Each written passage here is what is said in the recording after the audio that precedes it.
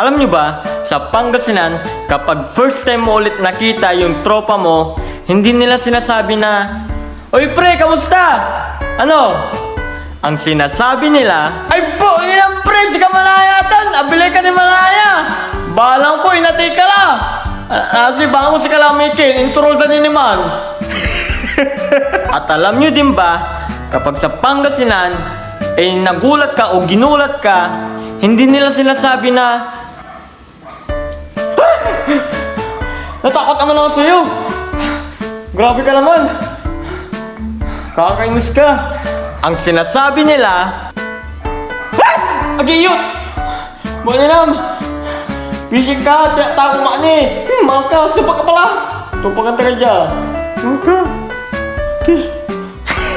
At alam nyo din ba, kapag sa Pangasinan at inaya mo silang uminom, hindi nila sinasabi na, "Oy pre, ano?